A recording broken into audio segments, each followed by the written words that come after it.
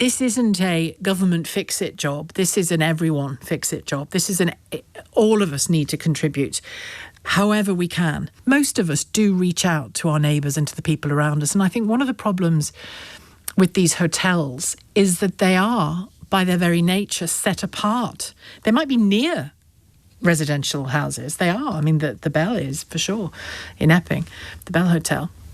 They might be near these places, but they are set apart, large group of people, distinguishable from the rest of us, just arrived. Where are they from? They're different. They're over there. They're separate. It's complex to get to know them. I don't want to get to know them. I'm afraid of them. All of that stuff.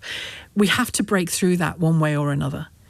I'm not saying just wander in and invite them around for a barbecue, although if you feel safe doing that, please feel free. I'm just saying that in more organised and safe ways, I think it is as important as that we just stop allowing fear to drag us by the nose. Doesn't mean there aren't serious questions around what's happening in the Channel and the housing of migrants in hotels, including for them.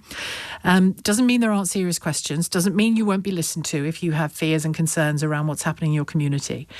But I think we have to stop letting fear drag us around by the nose here. I'm one of 10 children.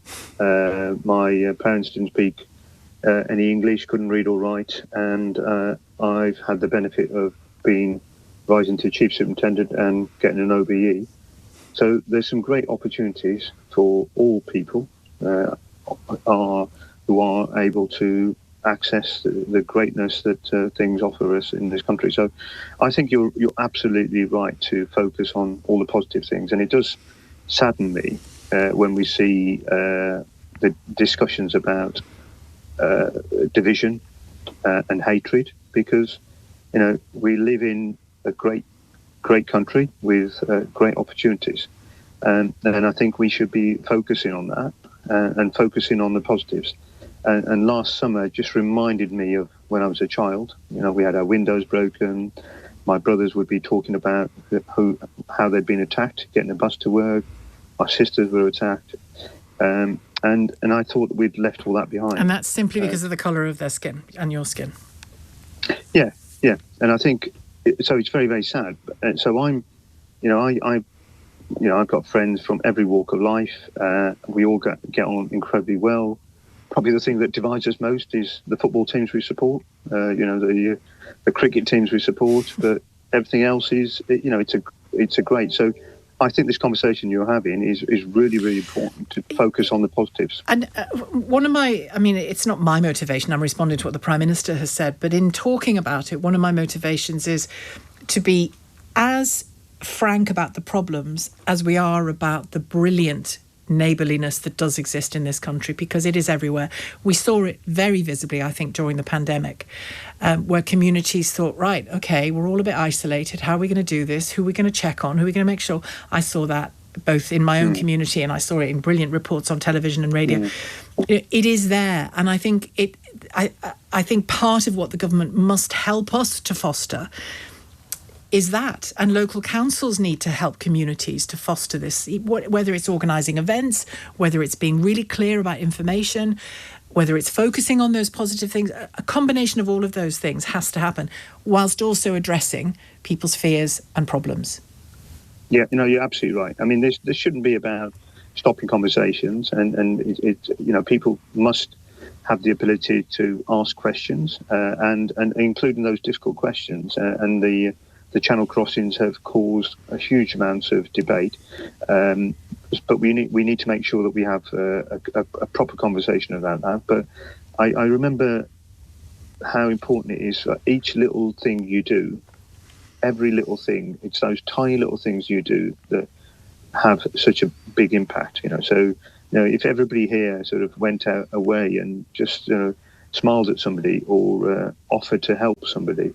And you're right, the pandemic was very interesting because, we started a WhatsApp group in our street. Yeah, I think most people did, didn't they, one way or another? Yeah. And people visited, they saw the elderly, they knew how isolated they were. It's a huge sense I was living with my mother at that time during the lockdowns, and she was elderly and frail, and our fairly new next door neighbours, young couple in their 40s with a couple of teenagers, they took the time to knock on the door and say, I didn't know them at all, and they introduced themselves, and the woman of the couple said to me, "I'm a nurse. If you need anything, if there's an emergency in the middle of the night and you can't get help, and it was just it was one of those moments where you just think, people are fantastic, and we have to master. I mean, it might sound a bit sort of Pollyanna-ish in the midst of such bitterness that also exists, but it's all we've got, really, isn't it? Well, it's not all we've got, but between us as human beings, it's all we've got is a smile and a hand out there, and we have to start with that, don't we? Yeah, no, absolutely, and and I think that story there, where a complete stranger knocked on your door. I mean, we in our street, people were making food. People were sharing food, and it was like people were isolated, and they really valued that opportunity to have that social contact. So I think this is a very different country to the one I grew up in, which was far right attacks. You feel frightened, you feel scared. We're in a different world now, and I just hope we're not going to slip back into that kind of hatred. And I would just say, let's just focus on the positives. Let's have that smile. Let's have that positive conversation. Kevin has called from Finchley. Hello, Kevin. Hello. So a great philosopher said, fear leads to anger, anger leads to hate, and hate leads to suffering. I'm not sure if you know of this guy. It's Yoda from Star Wars. I mean, literally... Lovely ears, yeah. Yeah, exactly. But he was absolutely right, because, the fear of Anakin Skywalker led him to the dark side, and he ended up being Darth Vader, and obviously suffering ensued. Look, unfortunately, we have a group of politicians who are using division for political expediency. We understand that, okay? And they have a great tool in the armory, which is social media, and they can utilise that, and they can seek to, destroy community relations, so that I will look at someone over there and think, you are obviously a horrible person because you are of that faith, or you look like that, etc. And it is destructive. So I would say that we need, first of all, for our politicians, especially ones who are in Parliament, to be responsible in how they communicate across to us.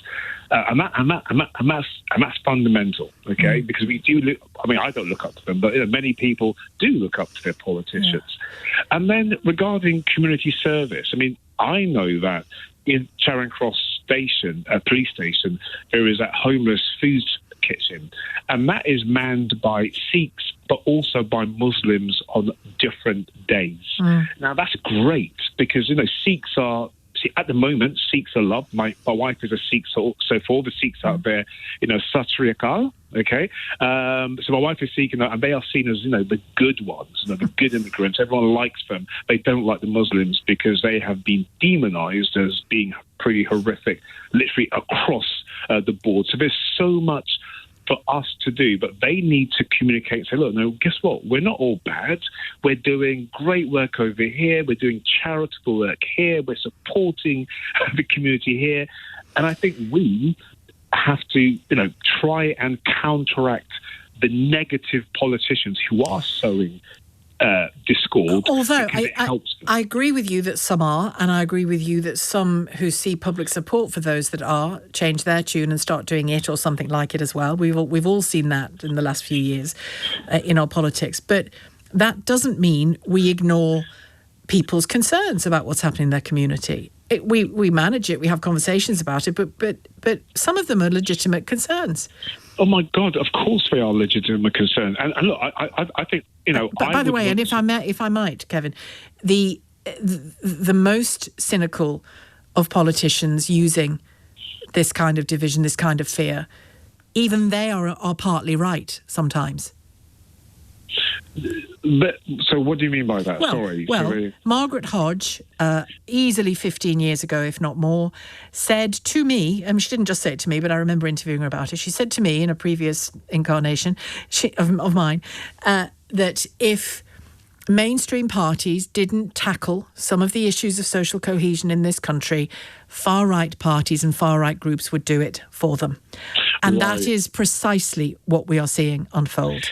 Sorry, I understand what you mean. Yeah, so she's they've not the cynic. taken I'm talking advantage. about other unnamed cynical politicians. But that's what I mean.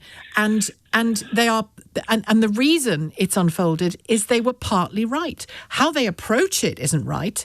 What they say about the other isn't right. Or not always. But they were ahead of the curve that the public had concerns about, and the mainstream parties were ignoring them.